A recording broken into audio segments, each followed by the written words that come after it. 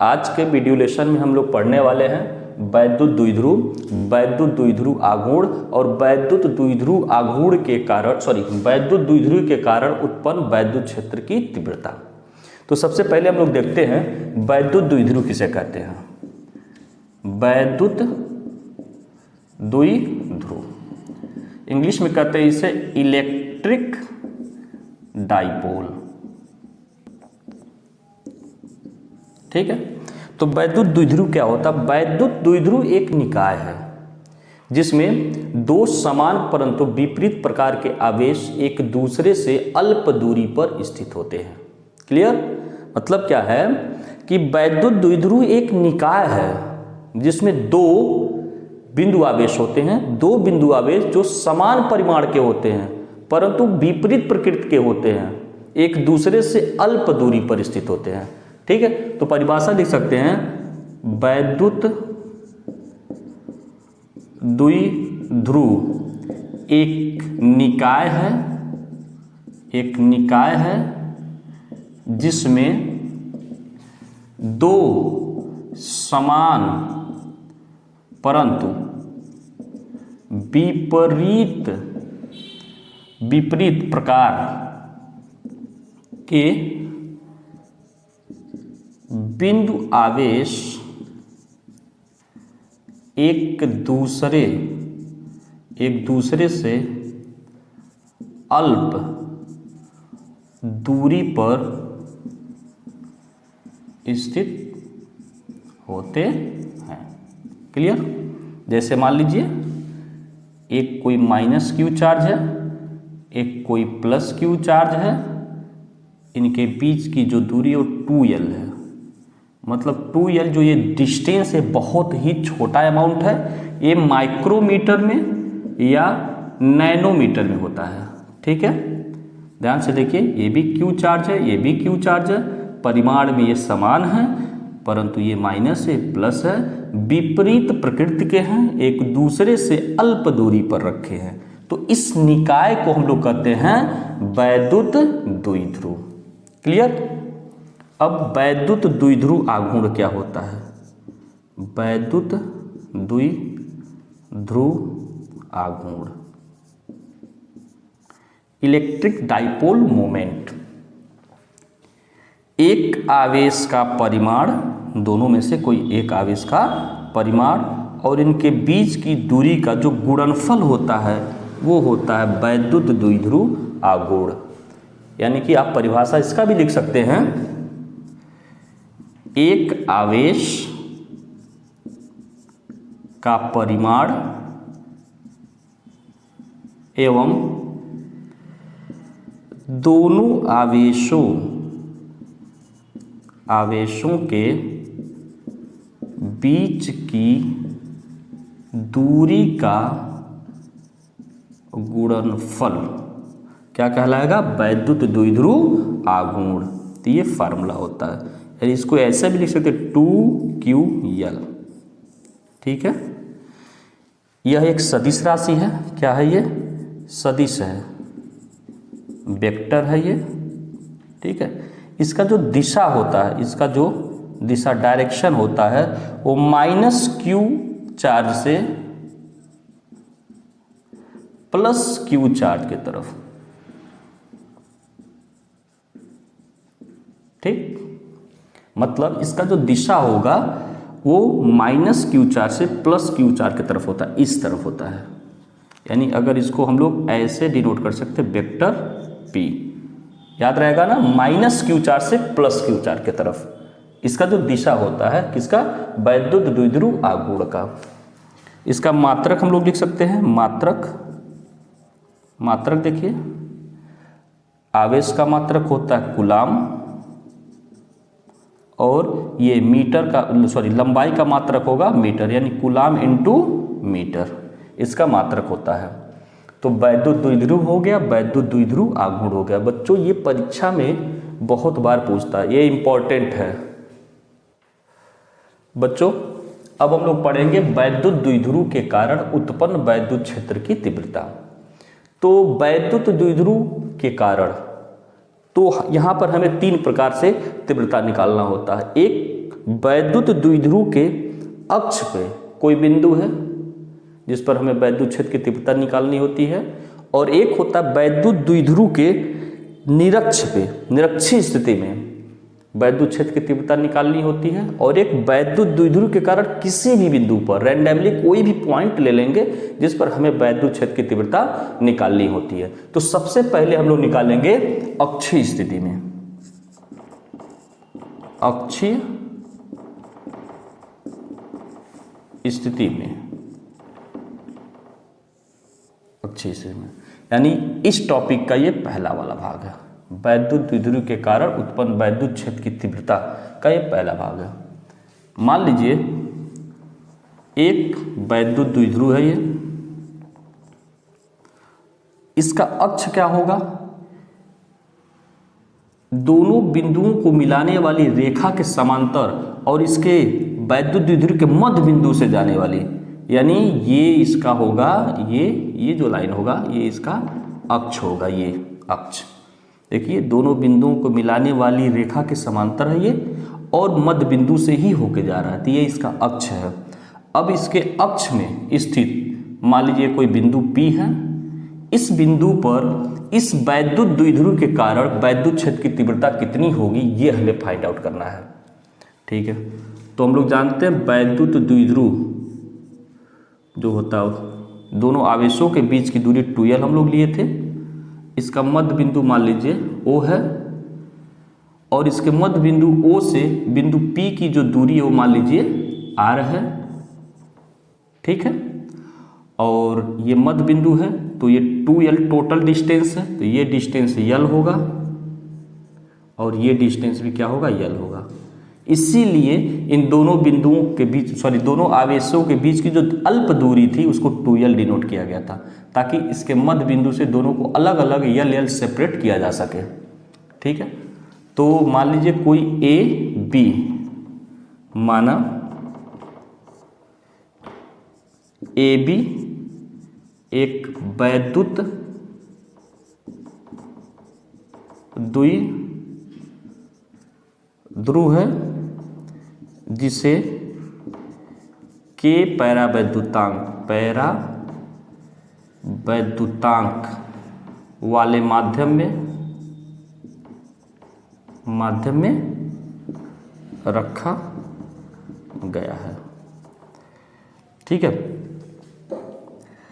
वैद्युत द्विध्रुव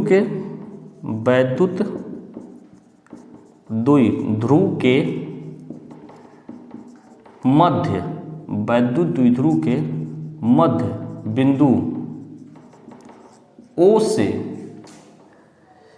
इसके अक्षीय स्थिति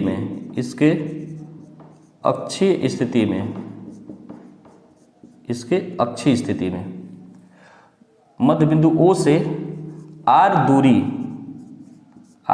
पर बिंदु P, या बिंदु P लिख देते हैं, बिंदु P पर वैद्युत क्षेत्र की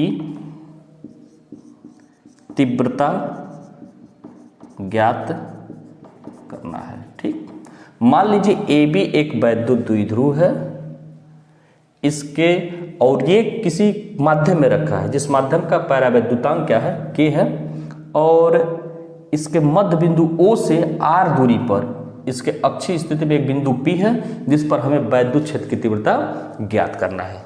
ठीक, थोड़ा सा इसको समझ लेते हैं। किसी बिंदु आवेश के कारण, सपोज मान लीजिए ये प्लस Q चार्ज है, किसी बिंदु आवेश के कारण इससे R दूरी पर एक कोई बिंदु है, इस बिंदु पर वैद्युत क्षेत्र की तीव्रता का फार्मूला होता है E = K Q/R²। K क्या है, कांस्टेंट है, Q क्या है, ये आवेश है, और R कितनी दूरी पर ये बिंदु है, R² यहाँ लिखते हैं। अगर ये आवेश किसी माध्यम में रखा है, उस माध्यम का पैरावैद्युतांक K है, कैपिटल K, तो K की जगह लिखते हैं 1/4 पाई एप्सिलॉन नॉट कैपिटल K। ये स्मॉल k है, स्मॉल k का मतलब ये कांस्टेंट का ये वैल्यू है टोटल, Q/R², ये फार्मूला होता है। मतलब किसी बिंदु आवेश से r डिस्टेंस पर कोई दूसरा बिंदु है, उस बिंदु पर वैद्युत क्षेत्र की तीव्रता का ये फार्मूला होता है। ये फार्मूला आपको याद होना चाहिए, तभी इस डेरिवेशन को आप कर पाएंगे। ठीक, अब मैं पूछूं, चूंकि वैद्युत क्षेत्र की तीव्रता जो एक सदिश राशि है, इसका दिशा क्या होगा? तो प्लस चार्ज है तो इससे दूर, प्लस चार्ज से क्या होता है? दूर, इस तरफ ई का जो डायरेक्शन होगा। लेकिन अगर यहाँ माइनस चार्ज होता तो इसके तरफ, माइनस चार्ज होता तो इसके तरफ। क्लियर? चलिए, तो ये माइनस क्यू चार्ज है, इसके वजह से बिंदु P पर वैद्युत क्षेत्र की तीव्रता किधर होगा? इसके तरफ। माइनस है तो इसके तरफ, यानी ये हो गया। इसको E1 से डिनोट कर देते हैं। क्लियर? अच्छा, ये प्लस क्यू चार्ज है तो बिंदु P पर तीव्रता किधर होगा? प्लस क्यू है तो इससे दूर, इस तरफ। इसको हम लोग E2 से डिनोट कर देते हैं। बच्चों बहुत ही आसान है, आप टेंशन मत लीजिए, आराम से इसको समझते जाइए। अब हम लोग जानते हैं ये फार्मूला आप लोग लगा सकते हैं, क्योंकि ये बिंदु आवेश के कारण किसी दूसरे बिंदु पर वैद्युत क्षेत्र की तीव्रता ज्ञात करने का ये फार्मूला है। तो हम लोग जानते हैं वैद्युत द्विध्रुव में दो बिंदु आवेश होते हैं। एक बार हम लोग क्या करेंगे, इस बिंदु आवेश के कारण इस पर हम लोग वैद्युत क्षेत्र की तीव्रता ज्ञात कर लेंगे। एक बार इस बिंदु आवेश के कारण बिंदु P पर वैद्युत क्षेत्र की तीव्रता ज्ञात कर लेंगे। तो दोनों आवेशों का नेट हमें ज्ञात करना होगा। दोनों आवेश का हमें क्या करना है? नेट ज्ञात करना है। ठीक है, तो सबसे पहले हम लोग ज्ञात करते हैं माइनस क्यू आवेश के कारण, माइनस क्यू आवेश के कारण बिंदु P पर वैद्युत क्षेत्र की तीव्रता E1 बराबर, वो वाला फार्मूला यूज करेंगे, 1/4 पाई एप्सिलॉन नॉट के। चूंकि ये वैद्युत द्विध्रुव जो है वो के पैरा वैद्युतांक के माध्यम रखा है तो यहाँ के आ जाएगा। आवेश Q है और डिस्टेंस चाहिए, यानी इस बिंदु A से बिंदु P तक का डिस्टेंस। तो ध्यान से देखिए, ये L है और ये R है, तो R प्लस L डिस्टेंस हो गया। अब इसका क्या कर देंगे? स्क्वायर। फार्मूले में क्या है? स्क्वायर। ठीक, अब प्लस Q आवेश के कारण बिंदु P पर वैद्युत क्षेत्र की तीव्रता E2 बराबर 1/4 पाई एप्सिलॉन नॉट के। आवेश इसके लिए भी Q ही होगा, क्योंकि परिमाण में तो दोनों समान होते हैं। डिस्टेंस चाहिए, यानी ये जो बिंदु है, बिंदु आवेश, यहाँ से इसका डिस्टेंस क्या है, यानी कि B और P के बीच का डिस्टेंस ये चाहिए। तो ध्यान से देखिए, यहाँ से लेके यहाँ तक टोटल R है ना। R में से अगर L माइनस कर दें तो ये डिस्टेंस हमें मिल जाएगा, यानी R माइनस L का होल स्क्वायर, E2 आ गया। ठीक है, हम लोग जानते हैं जब एक ही बिंदु पर दो सदिश, एक ही बिंदु पर देखिए दो सदिश हैं, E1 भी है E2 भी है, दोनों का डायरेक्शन अपोजिट है, तो नेट क्या होगा? बड़े वाले में से छोटे वाले को क्या करते हैं? घटा लेते हैं। जब दोनों एक दूसरे से विपरीत हैं तो बड़े वाले में से छोटे वाले को क्या करते हैं? घटा लेते हैं। अब बड़ा कौन सा होगा? ध्यान से देखिए, प्लस क्यू चार्ज से ये दूरी छोटी है, कम है इसके तुलना में। माइनस क्यू कितने दूरी पे है? R प्लस L पे है, इतनी दूरी पे है। प्लस क्यू इतना ही दूरी पे है, तो इसका प्रभाव यहाँ ज़्यादा होगा, है ना। दूरी कम है, जब दूरी कम होगा तो ये क्या होगा? ज़्यादा होगा। यानी प्लस क्यू के कारण जो इस पर तीव्रता उत्पन्न होगा, जिसे हम लोग E2 बोल रहे हैं, E2, ये मैग्नीट्यूड में ज़्यादा होगा, बड़ा होगा। और माइनस क्यू के कारण इस पर जो E1 उत्पन्न होगा कम होगा, क्योंकि माइनस क्यू इससे ज़्यादा दूरी पे है प्लस क्यू की तुलना में। देखिए, अरे भैया ये इसके पास में है तो इसका प्रभाव ज़्यादा होगा ना इस पर, और ये क्या है? दूर है तो इसका प्रभाव क्या होगा? कम होगा। यानी E2 जो होगा वो ज़्यादा होगा, E1 क्या होगा? कम होगा। तो निकालेंगे बिंदु P पर परिणामी तीव्रता E बराबर E2 माइनस E1। E2 बड़ा होगा, E1 छोटा होगा। E2 का वैल्यू 1/4 पाई एप्सिलॉन नॉट के Q by R minus L का होल स्क्वायर, फिर माइनस E1 का वैल्यू 1/4 पाई एप्सिलॉन नॉट के Q by R plus L का होल स्क्वायर। कुछ चीज़ें कॉमन मिल रही हैं, बाहर कर लेते हैं उसको। ठीक, यहाँ बचेगा 1/R माइनस एल का होल स्क्वायर माइनस यहाँ बचेगा 1/R प्लस एल का होल स्क्वायर।